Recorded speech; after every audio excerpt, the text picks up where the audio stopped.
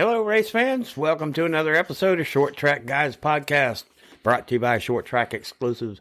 I'm your host, Thomas Faddis, alongside one other short track guy with us tonight in the studio, Jim Pokrant, driver of the 07 CanQuitFishing.com sportsman here locally at Five Flag Speedway in Pensacola.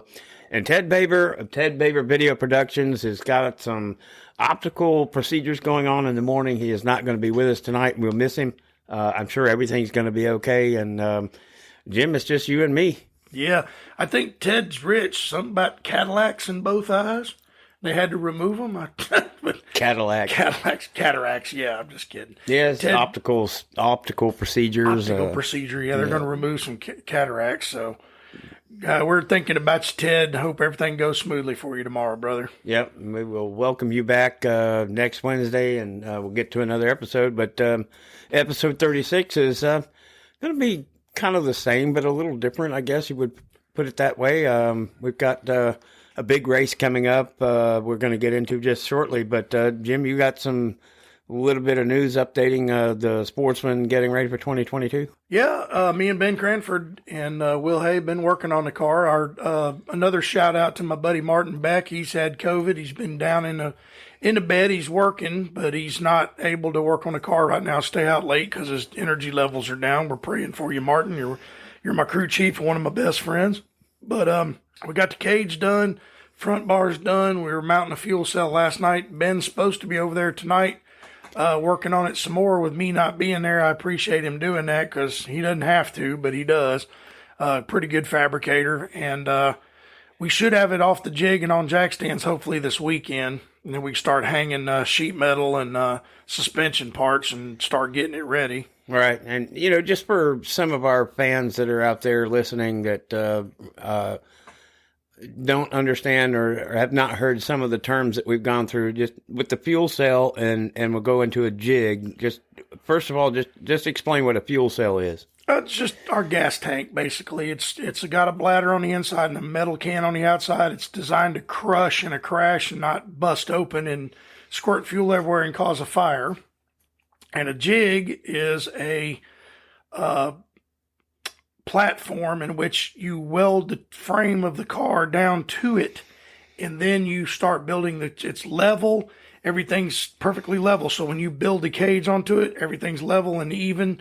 You don't have to worry about any twists or tears or any problems. So Ben's been doing a great job, and I appreciate him a lot. Ben Cranford is my teammate. He runs in pure stock. As soon as we get my car done, we got to get his car over there, get it scaled, and get ready for the season, which starts March 18th. And we'll go have some fun. Yeah, be here before you know it. Yeah, I know it. That's got me nervous. We got to buy some parts, so we're working on that too. Yeah. Shout out to one of my sponsors that just came on board, All Pools, with Rich Bonneberger. He hooked us up with some new wheels. Rich, thank you. And thank you to all my sponsors, Can't Quit Fishing and Emerald Coast Remodeling and Trim, my buddy Brian, and everybody that helps us out, and Ted Baber and all my crew. Yeah. Well, it's what keeps it going, the team, pulling together and lending a hand and being a part of it, and keeps you going. Now you get ready for 2022 and then go defend that championship and see what happens after that. That's the game plan. I was hoping, I was thinking about going up to Speedfest this weekend. We're going to talk about that. But you know what? I might just stay home, spend 2 days more working on the car because, I get a lot of help, but there's lots of times and my friends have families and other activities. Their wives can't let them come over all the time and play. So I'm stuck by myself working on the car, and I get a lot done myself. And we're going to get it done, and we're going to be ready for March 18th. And we're on a new tire, so I really would love to go out and run some practice prior to that to get the feel of the new tires, and we'll see what happens. Yeah.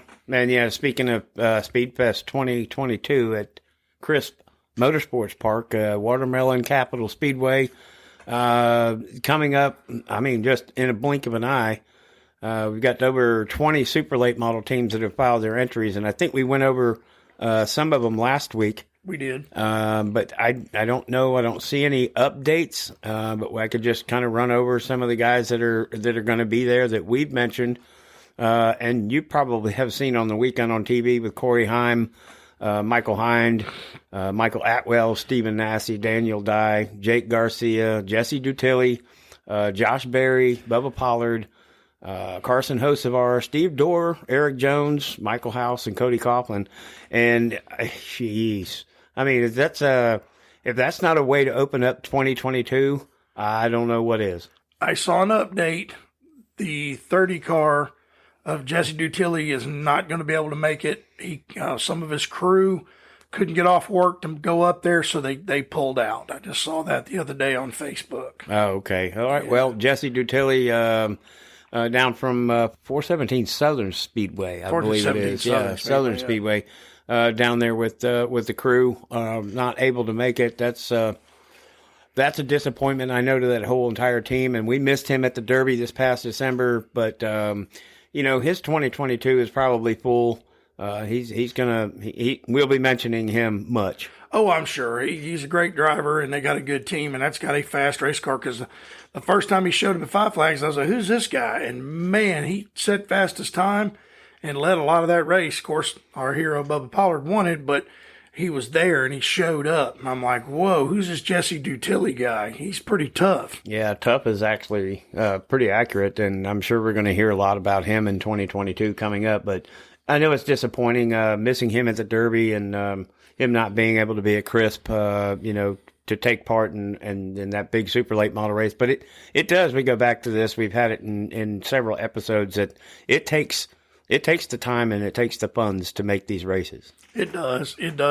And, I think the Derby was because of COVID. I think some of his team was sick and they couldn't make it. I mean, yeah, it's a shame, but he'll be back. He's tough, man. That just simple paint scheme he has in a bad, fast race car. Speaking of fast race cars, we had, and it's kind of weird that you say this, but we're going out west in Tucson, at Tucson Speedway with the Chili Willy 150. And it's just kind of weird saying that, but this is the 9th year they've had this. It's the 9th annual Chili Willy 150, and they run a super event Friday, Saturday, and Sunday. And a guy that we have mentioned, or a driver, I should say, that we have mentioned several times, Preston Peltier, comes away with his second win at 43 years old, and took the win out there, and just kind of I don't think he really had, I saw some of the replays, and I don't think he really had any competition. Probably not. He's a great driver.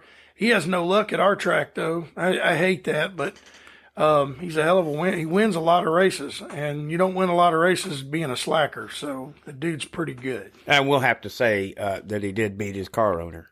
Oh, wow. Yeah. Yeah, that's kind of crazy. Yeah, it's Preston Peltier. Cody Vanderwall finished second, and his car owner, Edward Vecchiarelli, and Ron Norman and Brett Gackey finished top 5 out there, and there was about 25 or so.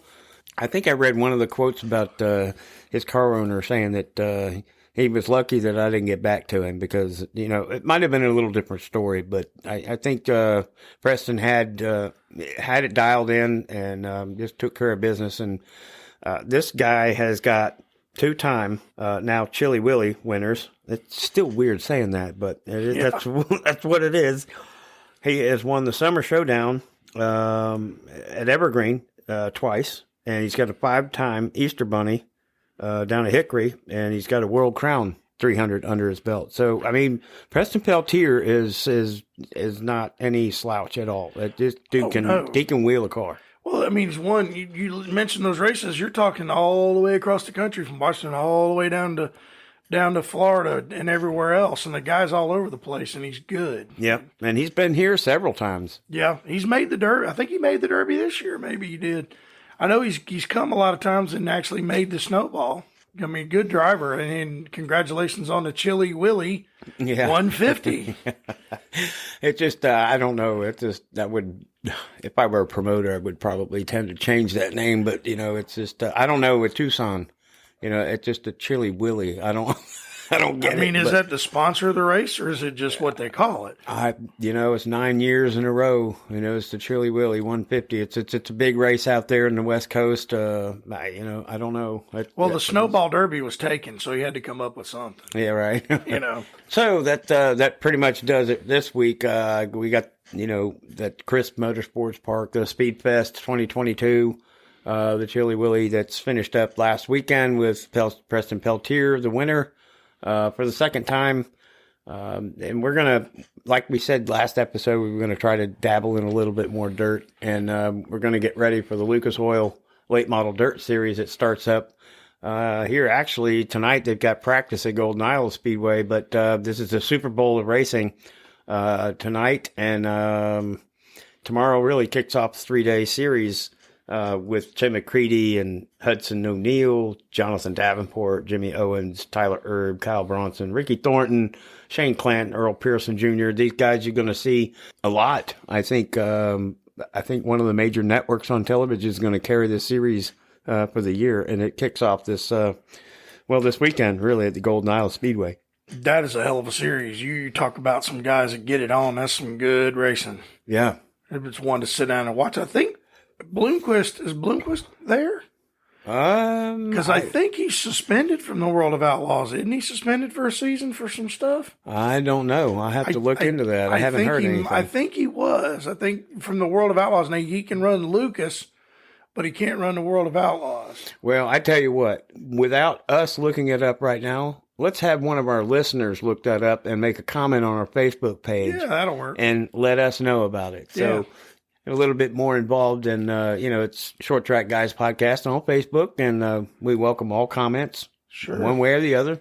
We want to hear from you because, you are our motivation. Oh, yeah, definitely. The fans are. I mean, that's one of the reasons why I love racing. When you get out of that car and you hear people cheering for you, it's kind of cool.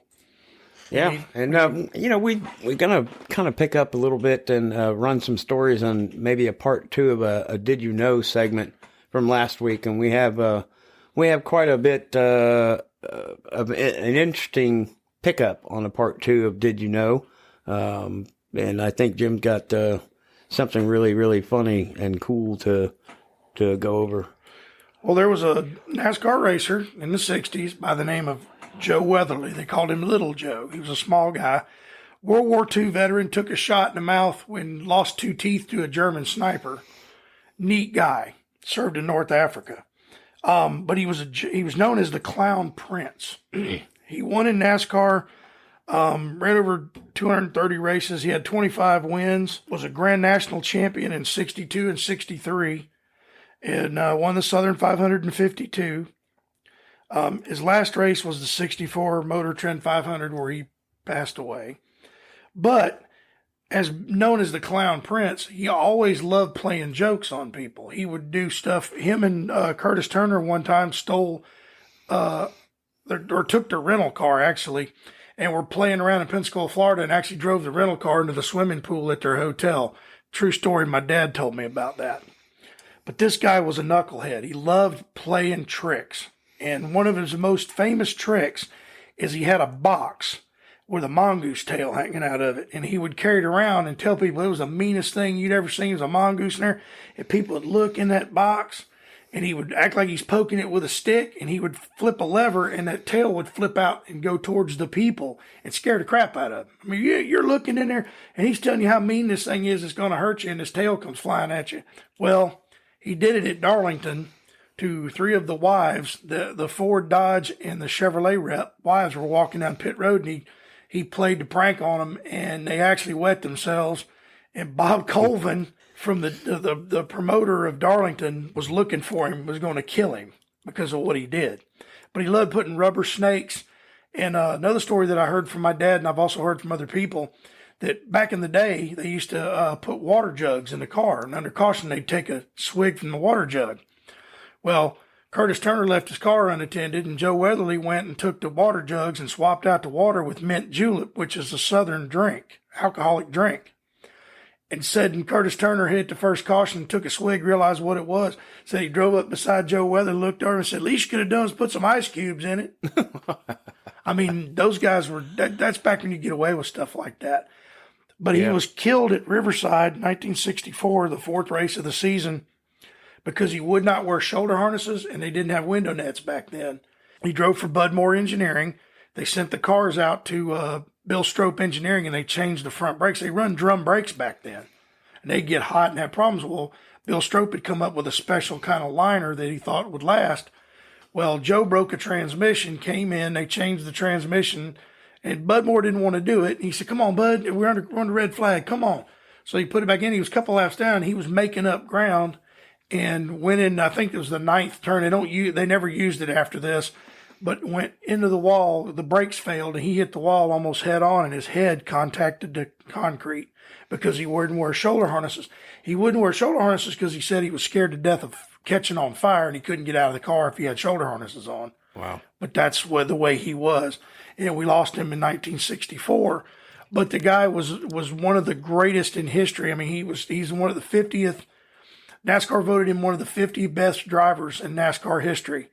And, you know, I would love to take a time machine and go back in time and meet these guys because my dad said they were great people. Yeah, right. You know, we miss people like that. We don't have any personalities like that anymore. Right. Yeah, they're tough guys. You know, they back there when it was racing, and I've seen some of those old cars in the museums, and just regular car seats and regular seat belts. And I think you mentioned before we went on that before a certain period of time, they didn't even have window nets. No, they didn't have window nets because they didn't need them. They weren't worried about it. And when they started hanging out of cars, NASCAR finally mandated put a net in the car to keep them from falling out. In 1970, Richard Petty hit the wall at Darlington and flipped violently. It's on YouTube. You can look it up. He was hanging out of the car. He had shoulder harnesses on, but he was hanging out of the car as it was flipping. And they thought he was dead and he was fine. But when they went home, Richard Petty and them made a window net, and he never raced without one after that. Right. His mother, Richard Petty's mom, actually sewed the first window net. Wow, that's wising up, I think, what you'd say? Just a little bit. Just a little bit, yeah. But, I mean, you know, you lost a lot of drivers back then. I mean, we lost Fireball Roberts. Driver after driver was getting killed. But that's what they accepted. Yeah. You know, hey, it's probably going to happen, one of us, but, you know, we didn't think about it. They just kept their heads down and raced because that's how they made their living. Yeah, that's it. I mean, you know, you put food on the table, and but racing comes first. You know, not going back to that mill, Martha. Oh, well, no, they're not going back to running moonshine because a lot of them did that. Yeah, right. Including guys like Joe Weatherly and Curtis Turner and Junior Johnson and all those guys, and they got threatened. Sonny Black was a local racer here. He's from Pensacola, or he's from Alabama, but he lived in Pensacola. My dad knew him. Sonny was told by the ATF if he got caught with a jar of moonshine crossing the Florida-Alabama line, he would go to prison and never see the light of day. Wow. Yeah, he was another one. But I mean, that was something that, like Ned Jarrett said, he struggled with when he first started racing. Was his dad didn't approve of it because he was racing with bootleggers, and his dad told him, "Well, son, you know it's not really a good idea to be around these people." So Ned raced under his buddy's name. And then he won a race. And his dad came to him and said, okay, if you're going to do this, use your name. And that's, you know, Ned Jarrett said I had respect for my father. Of course, a lot of kids nowadays don't, but that's just another story. Yeah. But, I mean, those guys back then were tough. Ned Jarrett drove a race. He bought a car with a bad check. Yeah, I remember that story. The steering wheel was wrapped on, and his hand was cut to the bone. And the man finished the race with blood squirting out the passenger side of the car because he had to. Yeah. Those guys were tough. Yeah. You know, they were tough. Yep. 500 miles with no power steering. Yep. And an old car that wasn't made to go around a racetrack, kind of like we do. But it's very interesting. And Joe Weatherly he's one of the coolest. The Southern 500 was also, the only paved event for NASCAR in 1950. Yeah. You know, so, the Southern 500 in Darlington has such a lot of history to it. And here's another one just to kind of back up all the Weatherly's stories. And this one involves Curtis Turner as well. But this is a gentleman named Johnny Mance. He was the first USAC stock car champion in 1956, but he had 12 NASCAR Grand National starts from 1950 and 51 and 1955 and 56. He won his third NASCAR race, the first Southern 500 held at Darlington Raceway. Wow. This was the first 500-mile race in the history of NASCAR. The newly built Darlington Raceway was also the first super speedway for NASCAR, even though it was a little under a half a mile in size, or a mile and a half, actually. The Southern 500 was also, like I said, the first paved event for 1950.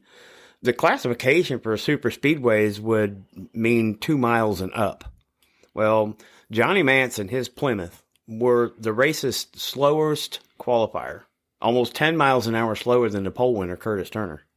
And he became qualified ninth on a 15-day time trial. And now how you go 15 days in time trials is just insane. The way they did the things back in that day.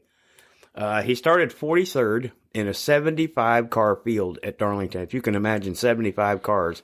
They were 3 wide and however many rows deep. Well, Johnny Mance fitted his car with truck tires that didn't wear quickly or blow out. And his competitors had to stop for pits. Oh, yeah, breaking wheels, tires. Yeah. And changing them with a 4-way. There were no impacts back in those days. Well, it ended up being his only NASCAR win, and he would win by 9 laps over the second-place finisher, Fireball Roberts, with an average speed of 75 miles an hour. The race took over 6 hours to run. Oh, I'm sure. Yeah. Other than the car number, Mance had one lone sponsor decal on his car, which was placed by the Justice Brothers for the product they were distributing. Mm-hmm. Hint, hint. As of 2010, the Speedway now presents the Johnny Mance Trophy to the winner of the Southern 500. That's cool. That is just did he think about putting truck tires on it because they wouldn't blow, or did he? I bet he did, because truck tires Probably. will take, look what they do on trucks. Right. You haul heavy loads. They Right. don't blow out. And Yeah. He probably thought, everybody else is going to run street tires. I'm going to put these truck tires on. Yeah. Ingenuity. Yeah. Just outthought everybody. At its finest. Wasn't the fastest car, Yeah. but wound up winning the race. Yeah. That's 6 hours to run that race. And he wins by 9 laps. Yeah. That's pretty crazy. Well, Ned Jarrett won it in 62 or 63 by 14 laps. Ned Jarrett. Ned Jarrett. Yeah, right. Yeah. But he said that the car was running hot. All the Fords, Fred Lorenz and all the other Fords had dropped out. And he said how he kept the car cool is he would shut it off going to corners and hold his throttle wide open on the gas. He said the cold fuel would run in and the engine would cool down. And when he'd refire, it'd backfire really loud. And he said the Ford people were in his pit because he was driving for Ford then. They were trying to flag him into the pits and he wouldn't come in. He said, I had it covered.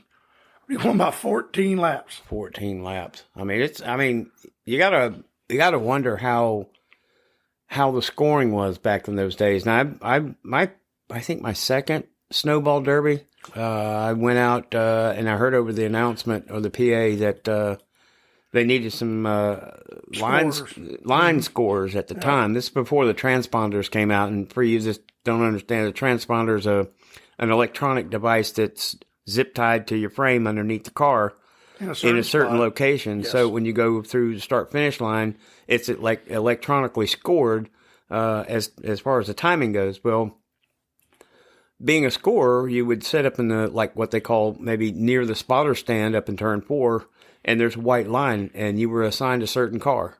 And every time that car came by, you'd look at a digital clock. Right, and you write the time down in a sheet. And even if he's in the pits coming through, every time he crossed that line, you'd write the time down. And it was 2002, I think, and they would give you $40, which is what it cost to get in that day. And I was like, well, I can do that. I can go up and get paid, and I can watch this race for free. Well, I had Mike Fritz from South Florida came up, and that was my car, and he went halfway through the race and had some trouble and had to retire. And so I turned my clipboard in and turned the timesheet in, and I sat there with everybody else, and I watched the rest of the Snowball Derby. I think Wayne Anderson won it that year. 2002, I think it was. Yeah, Wayne Anderson, the son of the king of short track racing down in South Florida. Dick Anderson. Yeah. But yeah, you wonder how they did those scoring back in those days. It's probably the same way. They had a flop clock. It just... Oh. And you just write the number down. Yeah, that's the way they scored them back then. But, and a lot of cars fell out, so it wasn't like there was 20 or 40 people sitting there. I'm sure there probably only 10 or 15 cars finished that race because Lee Petty was in it in a Buick that he borrowed from his neighbor. They drove up there, found a gas station, changed the oil in the car, lubed everything, took the hubcaps off, took the headlights out, and he flipped it and destroyed that Buick. And Richard Petty talked about how he had to hitchhike home with his mom and his little brother. And then Lee came like a day later with what was left of the car and had to explain to his neighbor what happened to his Buick. That's crazy. Borrowed a car from his neighbor and destroyed it. Yeah. It's insane. Yeah. But that's the way they did things. I mean, NASCAR would go, if they didn't have enough cars to race, they would go to a rental place, rent cars, tape over the headlights, take leather straps and strap the door and put somebody in it. And the rental car people just never could understand why when the car came back, the tires wore completely out. Yeah, that kind of reminds me. When I was growing up, my oldest brother would take his car to Atmore, and this is the car that my dad paid to have him go back and forth to school with. Yeah, and he would go off on the weekend, go to Atmore and drag, and come back and complain. Well, the brakes are out, or the clutch is messed up, or something. My dad kept fixing the car, and couldn't figure out that my brother was taking it to Atmore and dragging with it. And oh wow, oh yeah, it just but he's really, I think, the instrument behind me getting involved with it back in the day too, because we would go out and watch him, and I kind of caught the buzz and ended up getting involved. But those are some of the stories that we all grow up doing, behind the scenes, behind the curtain kind of thing, and people can't figure out because you're really not letting the cat out of the bag. And some of those stuff that happen, but if it's in you, it's in you. Oh, yeah. It's like the old saying: they can't put it in you and they can't take it out. Nope. So once it's in your blood, it's there. Oh, yeah, it's the worst drug you could ever get involved with, I promise you, because I've probably spent a lifetime fortune racing, but I loved every minute of it and wouldn't change it for nothing. Remember those enduro races they used to have at Five Flags? They'd bring 170 cars on that half-mile racetrack. They'd be lined from turn one all the way back around to turn two. Yeah. And they dropped the green, and the leader was on the back end of the field. How in the hell they line scored those races, I have no idea. Yeah, if I had just a minute to explain that story with my brother online or with us now about an enduro race. He was at the dealership and had his crew. They bought like an old Chevelle or something for $300 and just got it running, and they put some tape on it or something, and they were going to take it out to the racetrack. When Gary got off work, they were going to meet him out there. Well, the truck broke down on the interstate, and they called him, and he said, "You get that car to the racetrack because I'm on my way." So they unloaded it off the trailer on the interstate and drove that car to the racetrack. And Gary got in, and it was, I don't know how many cars in those enduro races back then. It was a lot. Minimum of 100. Yeah, a lot. And they kept going and going and going. And it got towards the end, and he noticed coming by, his crew was waving him to, keep going, keep going. Well, he thought that they were telling him to come in. Oh, no. Yeah, so he pulled in, and they're like, "What are you doing? You're leading. Let's go." And this is back when they had the radio on, and the cigarette lighters in there, it works. And he came in, and he was leading the enduro race, and came in, and I still think he ended up in the top 10 somewhere up front. But after all that chaos, leading, and then having to come in because your crew is, cheering you on, but you had to come in and stop going, "And what are you doing? Go." So, that's, I'd love to have him on just for a brief minute to explain that story. It is hilarious. We might do that. That would be cool. I ran an old 6-cylinder Chevy Caprice in an enduro one time at Five Flags. My brother and I bought it for like $100, running, driving car. And he was going to drive it, and he backed out, so I climbed in it. And we're just riding that old 6. I could flat-foot it all the way around the racetrack. And Chris Cotto ended up winning it. And Chris was roughing everybody up. And he kept banging into me, and I said, "If that son of a gun hits me one more time," and he come by, and I went and won, I dumped him. And the whole crowd went completely nuts. Right. The grandstands was on their feet cheering when I came back by. And I got the video of it, and you hear him go, "Cotto's catching Pokrant. What's going to happen?" Chris gingerly passed me the next time, never touched me again. Yeah, those were a lot of fun. There's been a lot of fun times and a lot of memories out there locally here at Five Flags Speedway, and I'm sure all of you out there, your Friday and Saturday night deals, you've got your driver, you've got your apparel, you've got your cheering, and it's I'm sure everybody's out there got their stories to tell, and let us know. Get us, Short Track Guys podcast on Facebook. Let us know and tell us your favorite story. Yeah, we might have a little call-in show or something if we can do that. And that would be cool. Yeah, let some fans talk about back in the day at Five Flags. That would be freaking awesome. And tell us your favorite story, and we'll put it out there for sure. Yep, that would be freaking awesome. I would love that. And also, it'd be cool to get some of these drivers on here and talk about back in the day, because, man, I could talk for hours about memories and stuff that I've seen and how much fun it was, and it still is, and I still love doing it. And that's why I like doing this, so I can talk about it. Yeah. I appreciate you being here and being a part of it, and we're having a lot of fun. And we do miss Ted, and he'll have good vision coming next Wednesday. He'll be able to see everything bright. Probably so. I think they're removing one Cadillac tomorrow, and then he's got to go back and have the other Cadillac removed later. You know what I'm saying? Yeah, I do. We miss him. We do. We miss you, Ted. I can see him sitting in the chair right there with the microphone on and doing his little quirks to make me laugh. Doing the Swedish Chef from... Yes. Ted, we'll see you next Wednesday, my friend. Jim, it's always a pleasure to get with you and talk short track racing. And thanks to all our listeners. You can get with Jim Pokrant at JBP 07 at hotmail.com. At hotmail.com, and give him a shout and cheer him on. Get in touch with us with Short Track Guys podcast on Facebook and wherever you get your podcast. Give us a good rating if you can. Leave us on our Facebook. Talk to us. Tell us what you think. Drop us a line at our email addresses. And also, I forgot. Let's go, Brandon. Let's go, Brandon. That's exactly right. That's right. Y'all have a great evening. Thank you for listening.